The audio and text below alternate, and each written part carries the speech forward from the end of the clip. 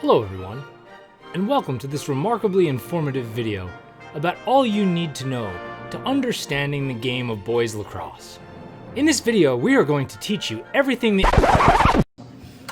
Welcome to Lacrosse for Dummies, hosted by a girl without a single athletic bone in her body and her little brother who literally started playing this sport last week.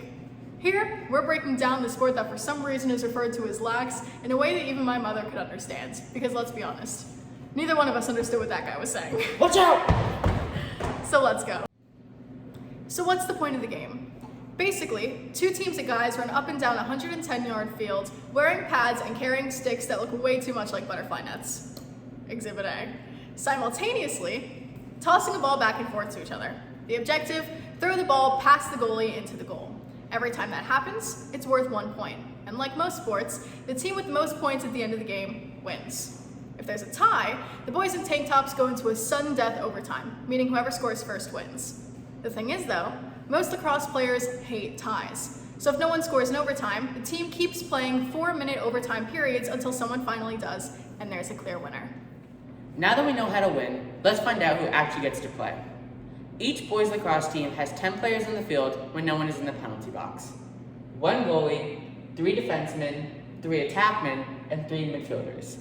For the most part, the attackmen usually stay in the offensive zone, the goalie and the defense stay in the defensive zone, and the midfielders, they just get to do whatever they want. Next, the burning question of every sibling forced into the stands. How long is each game? Well, a varsity boys lacrosse game consists of 4 12-minute quarters. You do that math yourself. The clock starts and stops every time the clowns running around in zebra stripes, otherwise known as the refs, blow their whistles. Each team gets 2 timeouts per half, and another in each overtime period. Now that we know the basics, how does the game start? Every time a quarter starts or a goal is scored, 2 guys go to the middle of the field looking like they're about to wrestle each other for the ball. This is called a face-off. The ref puts the ball in between them to make sure no one is cheating, then they blow the whistle and the players go to town. On a face-off, players cannot hit each other and they cannot pick up the ball with their hands. They're pretty much just supposed to rake the ball out and hope one of their buddies running towards them can come pick it up. Sometimes, if they're good enough, they can just get the ball themselves. If you haven't gotten that pen and paper out already, now is your time to do so because it's about to get way more complicated. One of the weirdest things about lacrosse is that the players shoot and miss. Kavanaugh still with it, never got the angle. A lot. Brower gets aggressive. Badoo kick allows shot attempts, although a shot attempt. Dobson, absolute hammer. Yeah. Kavanaugh, great feet, hits the pipe again. Because of this, whoever invented this game wanted to find a way for the offense to keep possession so they had a decent chance to score. So when the players shoot and miss, and the ball goes out of bounds, whoever is closest, that team gets the ball. But that only happens when someone takes a shot. If they're just passing back and forth, mess up, and the ball goes out of bounds, that's a turnover and the other team gets possession. The refs are the ones that get to decide whether something was just a pass or a shot. Now that we know how to get the ball back in play, let's talk about what happens on the field. On the field, there are these big painted circles that surround the goalie. This is called the crease. This kinda acts as a force field for the goalie. The goalie's teammates are allowed to go in the crease, but players from the opposite team are not.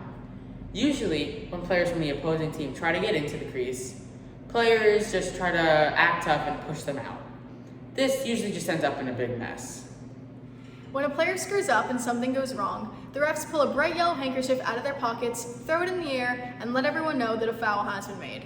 Now there are 2 types of fouls, and for the sake of this video, let's call them little fouls and big fouls. Little fouls include smaller things like offsides, pushing, or holding. Big fouls include slashing and unnecessary roughness, which might be entertaining for the crowd, but definitely not allowed.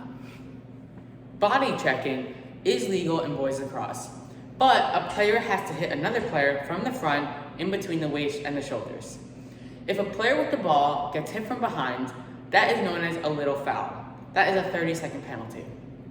Offside is an example of a little foul. If either team has too many players on the side of the field with the ball, that is an offsides. The offense can have 6, and the defense can have 7 because of the goalie. Now that we've gone over some small fouls, a couple examples of big fouls include when a player winds up like a lumberjack and basically tries to take his opponent's arm off. That's known as slashing.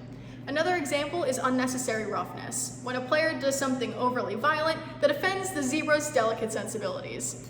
Unnecessary roughness is another foul that's pretty much up to the ref's interpretation of the play. Lastly, refs get really mad if someone gets hit in the head in lacrosse. That is known as a really big foul, usually resulting in a 2 to 3 minute penalty, which is a really long time for a penalty in lacrosse. Boom! Period! And that's about it for the basics. Like anything, there's a lot more that goes into lacrosse, but you'll pick that stuff up as you go. And as always, and what I'd say is the most important part of this video, remember to have fun and enjoy the game. Thanks for watching. Bye! I hate you for this!